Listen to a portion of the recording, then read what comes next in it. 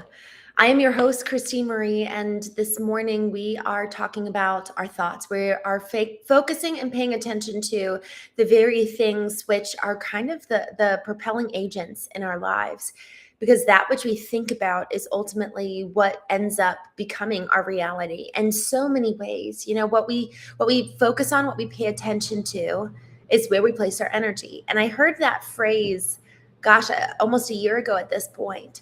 And it has made such a profound impact in my life. And I've seen the exact ramification of what I'm paying attention to, what I'm focusing on, and thus kind of putting my energy towards usually is the very thing that ends up either happening, or it fills me with so much either fear or maybe even anxiety that it feels like it's happening, even though it hasn't actually happened in reality. So this conversation today about what do we think about is probably, I can't think of anything more important right now for us to be focusing on, because especially as we're heading into the summer months and we're looking at the latter half of the year, it's just such a good reminder to take a pause, to analyze our lives, to analyze our mind and the contents of every single thought that we have. Because if we really want to become different or change or see any growth in our lives, we have to do an audit of the internal state, not just the external. Yes, we need to analyze our habits and consider, how am I spending my money? What does my even playlist look like? Am I feeding myself good inputs? But in addition to that, it's not just the inputs, it's everything that's already taking place inside of our mind, everything that's already there. So we're going to be talking about this more this morning, and we're actually going to have this conversation led by our daily lesson in A Course in Miracles. And I'm actually just going to dive right in, and then we will kind of back up and provide more context around ACIM and the Knowing Show. We are on lesson 163. There is no death. The Son of God is free. Death is a thought that takes on many forms, often unrecognized. It appears as sadness, fear, doubt, anxiety, as anger, faithlessness, and lack of trust, concern for bodies, envy, and all forms in which the wish to be as you are not may come to tempt you. All such thoughts are but reflections of the worshiping of death as Savior and as giver of release. Embodiment of fear, the host of sin, God of the guilty, and Lord of all illusions and deceptions, does the thought of death seem mighty? For it seems to hold all living things within its withered hand, all hopes and wishes in its blistering grasp, all goals perceived but in its sightless eyes. The frail, the helpless, and the sick bow down before its images, thinking it alone is real, inevitable, or worthy of their trust. For it alone will surely come. All things but death are seen to be unsure, too quickly lost, however hard to gain. Uncertain in their outcome, apt to fail the hopes they once engendered, and to leave the taste of dust and ashes in their wake, in place of aspirations and dreams. Wow. But death is counted on, for it will come with certain footsteps when the time has come for its arrival. It will never fail to take all life as hostage to itself. Will you bow down to an idol such as this? Here is the strength and might of God himself perceived within an idol made of dust. Here is the opposite of God, proclaimed as Lord over creation, stronger than God's will for life, the endlessness of love and heaven's perfect, changeless constancy. Here is the will of the Father and the Son, defeated finally and laid to rest beneath the headstone death placed upon the body of the Holy Son of God. Unholy in defeat, he has become what death would have him be. His epitaph, which death itself has written, gives no name to him, for he has passed to dust. It says but this, here lies a witness, God is dead.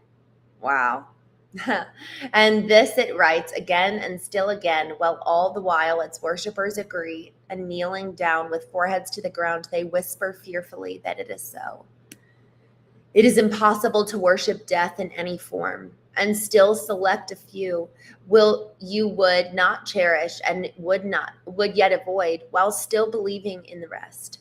For death is total. Either all things die, or else they live and cannot die. No compromise is possible. For here again, we see its obvious position, which we must accept if we be sane. What contradicts one thought cannot be true unless its opposite is proven false. The idea of the death of God is so preposterous that even the insane have difficulty in believing it. For it implies that God was once alive and somehow perished, killed, but apparently by those who did not want him to survive. Their stronger will could triumph over his, and so eternal life gives way to death. And with the Father dies the Son as well. Death's worshippers may be afraid, and yet can thoughts like these be fearful? If they saw that it is only this which they believe, they would be instantly released. And you will show them this today. There is no death, and we renounce it now in every form, for their salvation and our own as well. God made not death. Whatever form it takes must therefore be an illusion. This, the stand we take today. And it is given us to look past death and see the life beyond. Our Father, bless our eyes today. We are your messengers, and we would look upon the glorious reflection of your love which shines in everything. We live and move in you alone. We are not separate from your eternal life. There is no death, for death is not your will. And we abide where you have placed us, in the life we share with you and with all living things, to be like you and part of you forever. We accept your thoughts as our own, and our will is one with yours eternally. Amen. Y'all, the reason why I titled our lesson for today and just the conversation for today regarding our thoughts, what do you think about? Because it starts out the very first sentence of this lesson, the lesson, there is no death, the Son of God is free. It starts out saying death is a thought that takes on many forms. It appears as sadness, fear, anxiety, doubt, anger, faithlessness, lack of trust, concern for bodies, envy, and all forms in which the wish to be as you are not may come to tempt you. Y'all, this is where, we talked about this analogy the other day of kind of like the onion. The external is kind of the outer layer. But then as you peel back that, you kind of go inward and you go deeper and deeper inward with each revealing of the layer and peeling back. And eventually we're coming to the layer of our core beliefs. And then we come down to the layer of, okay, well, what were those experiences in our lives that led to those beliefs forming in the first place? And so thoughts, once you peel that layer back, you get to the beliefs. The thought really isn't the end of the day. It's, okay, well, what is the belief driving that thought? And then what's the experience driving that belief? And the reason why it's important to understand this is because we really can give our thoughts so much power. And we can subconsciously live in this kind of subservience to our thoughts. And I actually have talked to many folks like this at knowing retreats where it's like they are powerless to their mind. And so much of what we talk about in our daily show is how to sit in the driver's seat of our life, how to regain control of our mind. And it starts in so many ways with even just recognizing the thought, just being aware of it. It starts with pulling that thought out and kind of looking at it and asking why of it. Why is this here? And just being curious. And what is the belief that founded this thought? And what is the experience that started that belief in the first place? Y'all, thoughts, when we kind of take it out and look at it, some thoughts just need to say, you know what? I'm just that can go. That's not for me. That actually doesn't have grounding.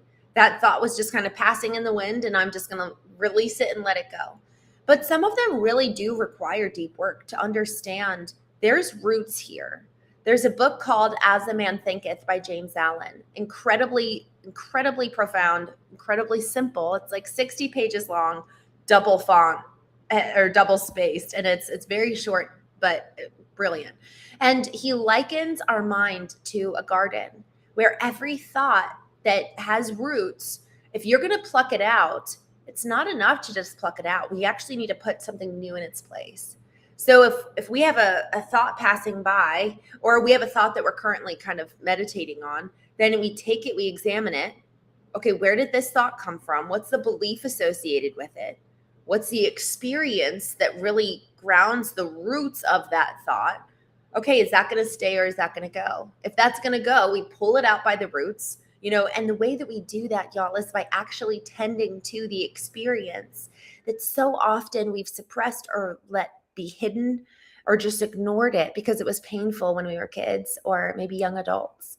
And so in the examination of the thought and in the examination of the belief, actually, it's not just curiosity that needs to be leading us in this moment, but also compassion. Because compassion is effectively empathy with action. It's sitting in the experience of that little kid, of you and me, back however many years ago. Sometimes it's 20, 30, 40 years ago. And we're going back to that experience that caused that belief to happen in the first place, that causing this thought now, today, in the present moment. And we go and sit with that experience and sit with ourselves because no one else sat with us back then. So we kind of return to those moments of pain that formed a fundamental belief system that has been guiding our life for 15, 20, 30 years. And we sit in that experience. We move through the emotion because that's how so many of these beliefs were formed, was that we started having an emotional reaction when we were a child. We weren't allowed to, or even given permission to really feel the pain, or we weren't given kind of like the care that we needed at the moment to process it. And then we stopped midway. And thus a belief about ourselves or the world was formed. And so we go back, we move through that emotion, and in the moving through it, now we can get on the other side of that emotion, or it's no longer stuck. Emotions are like a tunnel. We have to move all the way through it so that we're no longer stuck in that emotion, and thus no longer stuck in that experience. So we get to the other side, and then we can see clearly to say, okay, I've tended to this emotion. I've had empathy.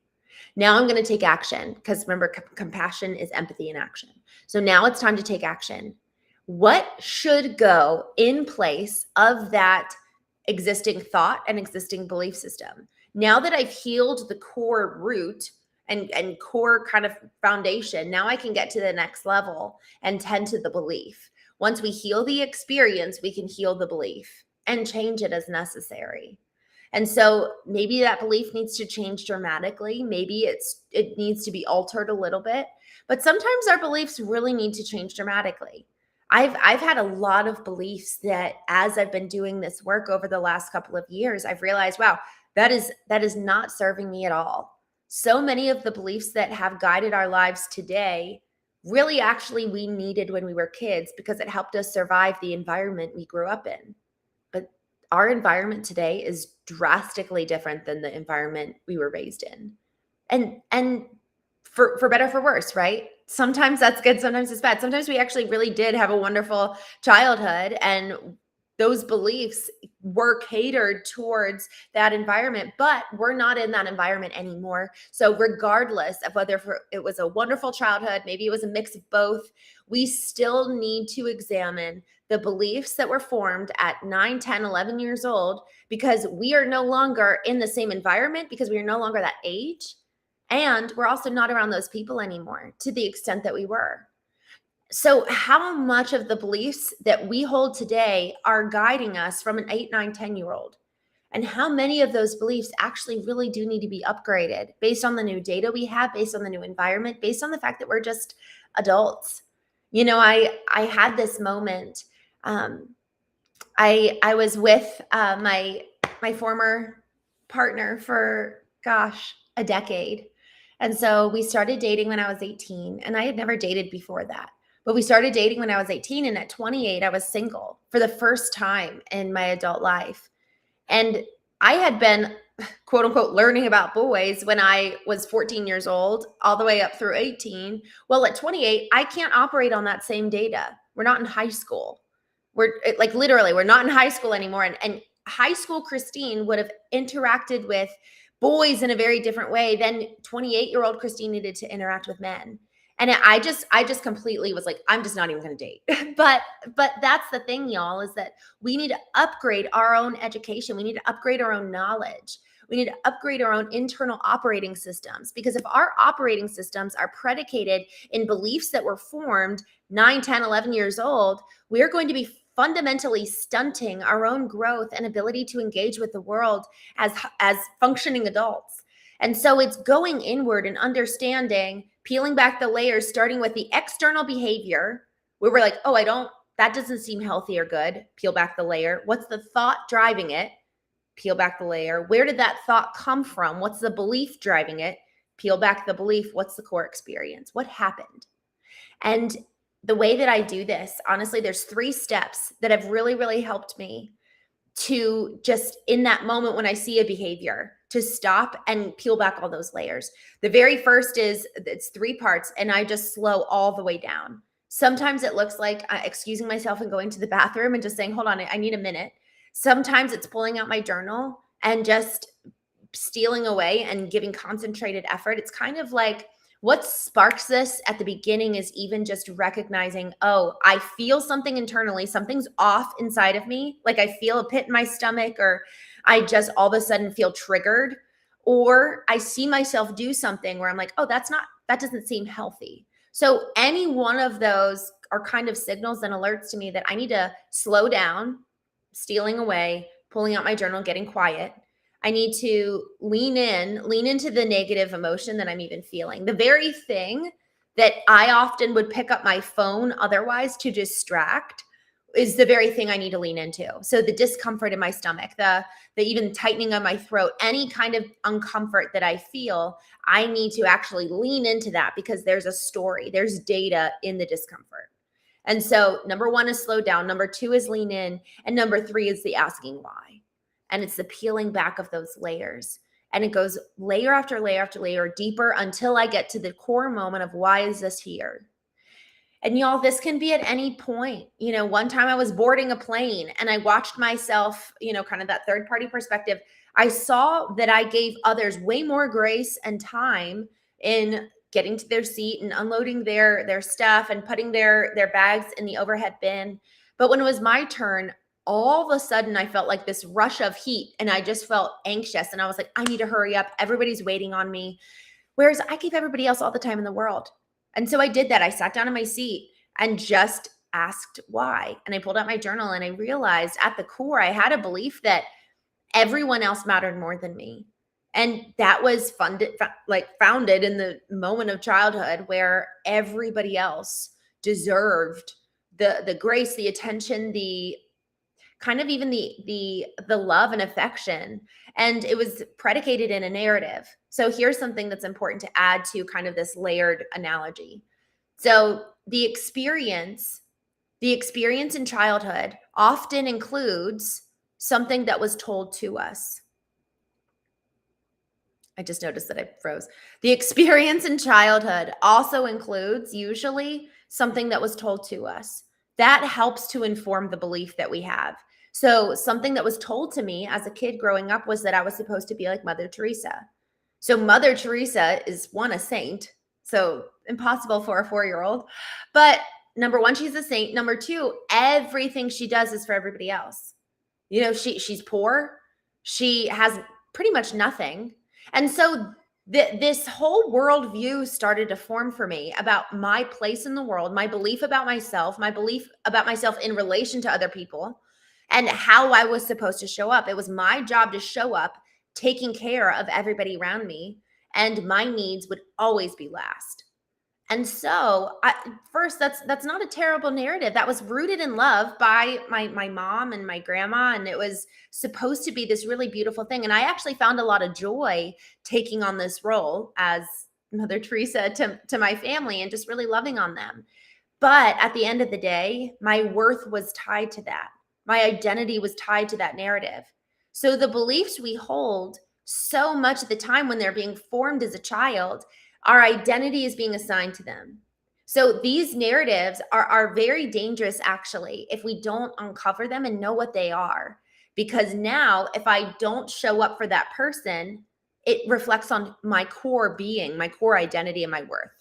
That's very different than being able to say, you know what, I'm so sorry I'm not able to help you move today.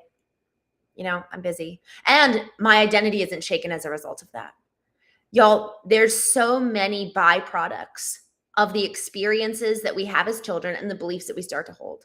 And so this question of what do you think about The more we can start just being aware of our thoughts, the more we can begin to understand why they're there to begin with, and start to really take I I was going to say heal from them, but it could just be taking care of them. Sometimes it's just digging them out. It doesn't require some deep audit and some deep healing work. Sometimes they do. Sometimes they take real time, effort, and energy. But sometimes it's as simple as, oh, I'm going to dig that thought out. I'm going to tend to that experience and realize that that's not who I'm going to be. So now today, with that Mother Teresa narrative, I actually still really, really want to take care of people. I feel like a calling of mine is to bring emotional health to men and women around the world. And my dream is so big, and I don't know how I'm going to do it all.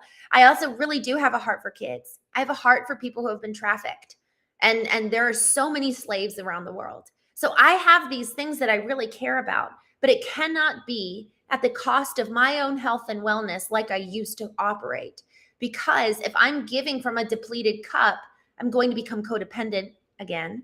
And I'm going to start finding my identity in what I do rather than who I am. And then the way that we're serving people, our missions become the very thing that are actually kind of selfish, because I can't stay with my own self apart from doing something for somebody else. So they're actually the conduit to make me feel good. That's very different than me feeling good already, than me knowing I'm loved and cherished and worthy. You knowing that you're loved and cherished and worthy, that you belong, that you're good, effectively, that God looks at you and says, you are enough. And now from that place of love, are we then going out and loving others? That's very, very, very different than what we're talking about today, which is effectively death is a thought that takes on many forms. It appears as sadness, fear, anxiety, doubt, anger, faithlessness, lack of trust. Y'all, if our thoughts are predicated in fear and in a fear of what might happen to us if we don't do good works, if our thoughts and the way that we're operating our lives are based and rooted in fear versus love, we're going to be able to tell the difference in our external behaviors. And then you take your external behaviors and peel the onion inward. I want to read one more context from today. All things but death are seen to be unsure, too quickly lost, however hard to gain, uncertain of their outcome, apt to fail the hopes they once engendered, and to leave the taste of dust and ashes in their wake, in place of aspirations and of dreams. Y'all, so much of I highlighted this section because it is so important. If we are not having aspirations and we're not dreaming, then we're probably being operated by fear. I think that the ability to dream is actually a sign that we're not operating in fear. When we think back to being kids, we dreamed such big dreams and we had such big ideals and aspirations, because at least for those who grew up feeling like they were loved. And so goals and dreams and aspirations are actually a hallmark that you're creating an environment for yourself where you feel safe, where you're not existing in fear, and you're able to create. You're able to create dreams. You're able to remember the things that you love and invest in those things. The lesson for today says, there is no death, the Son of God is free. So in that ability to create, we equally experience freedom. We get to that point of, I'm free from fear so that I can go have those dreams, aspirations, go make a difference in love as a result. It is, man, it's the changing out of what's our operating system that allows for us to walk in freedom and walk in the ability to create something new for ourselves, for others around us, and love them all the more. I'm just going to go ahead and jump here in the chat. Good morning. I'm so glad to see y'all. Brian, good morning, my friend. It just makes me so happy that you're back. I missed you. Just looking here. Sarah, good morning. Wanak, good morning. Wanak, that's so interesting. I think that there's definitely something to that about dreaming. Rob Davidson, good morning. Jabari, good morning. Isaac.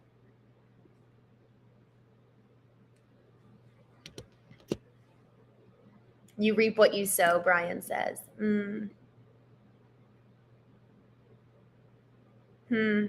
Just looking through this.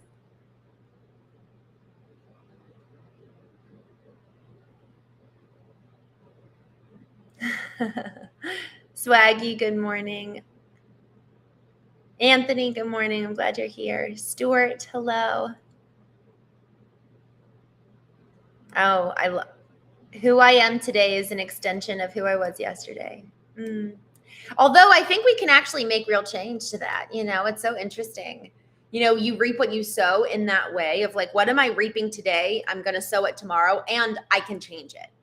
That's the thing that's so cool. It's like the duality of we are experiencing all that we've been investing in. We talked about this the other day about where are we making investments. We invest intellectually, we invest spiritually, we invest emotionally, we invest physically, and then we yield those results, but we can always change our investment. So that it's like encouraging. We have the ability to have an experience and see real change in our lives. We are never the victim, even though there might be some things that are irreconcilable that we really cannot change. But we have always the freedom and the power to change our internal state. Viktor Frankl, in his book, Man's Search for Meaning, he wrote it when he was in a German concentration camp. He says, nobody can take away, even if they take away everything around me, every tangible physical thing, even my wife, his wife was put in a gas chamber, yet no one can take away my inner freedom to choose my response. And so that of all things is the greatest of all human freedoms. And hence when it says, what do you think about? We have the power of every single thought. We can choose, I will choose not to engage in this thought, and I will engage in this other one. So just like we were saying, it's digging out the old, we need to put something new in its place. And, let's actually lean into that for just a moment. If we have clarity over our own ideal and where we want to get to, then we can reverse engineer and say, okay, well then who do I need to become? What thoughts should I be thinking? And what thoughts are actually going to help get me to that place? So if we want, one of the easiest analogies is someone saying, I want to get married and I have somebody in mind, or I want to hit this financial marker, or I want this job, some very specific goals. Well, then we reverse engineer. Who do we need to become a person worthy of that darling in our future? And what does my mindset need to look like? What is the way? And we do this in every single category we talk about the cultivation of the human intelligence here on the show. And there's the intellectual intelligence. We've all been pursuing IQ since before we could even speak. We've been pursuing the IQ, intellectual intelligence, emotional intelligence, spiritual intelligence, physical intelligence. Every single one of those needs to be cultivated in relation to our own ideals, of our dreams, of what it is that lights us up, that we're going for, that we're aspiring to. How do I need to cultivate and grow every single one of these? What does it look like to cultivate my mind so that I'm ready for that level of leadership that I'm aspiring to at work? What does it look like to cultivate my emotional intelligence so that I'm prepared for, honestly, maybe even being a father or a mother if we're going to have a kid? Who do I need to become emotionally to have greater capacity? Because it's an expansion. Every next level in our life, and it's an expansion of ourselves. And if we're not growing, there is no way that new thing that we want is going to be an added blessing to our life. In fact, it's probably going to make us more miserable because we haven't cultivated the tools and skill sets to be able to receive that, to be able to walk in that. So actually, perhaps it's more damaging for us the more we receive if we're not growing in relation to the growth in what we're receiving effectively. Hi, Michael Grams. I'm glad you're here. Don't plant an apple seed and expect an orange to grow, Brian. Yes. CEO, good morning. Chad, good morning. Dead, awesome, good morning. Moham, Digger Nick, Alex Allgood, good morning. I'm glad to see you. Charles, Jabari, good morning. Thanks for joining. Enrique, good morning. We shape reality with thoughts, words, and actions. It's how I am building a theme park. Oh, cool. I love that. But yes, I love what you just said. We shape reality with thoughts, words, and actions. It's all so inclusive, isn't it? My gosh. Um,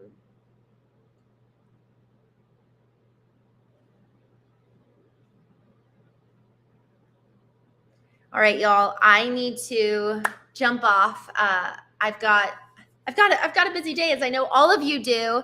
Happy Friday, man! I'm so grateful. I'm so grateful. I feel like there's just so much to catch up on this weekend. So I'm grateful for the weekend. I hope you all have such a wonderful day. And remember, we have the power to choose. We have the power to choose our thoughts, which, as you guys were saying, that turn into our reality in so many ways. We reap what we sow.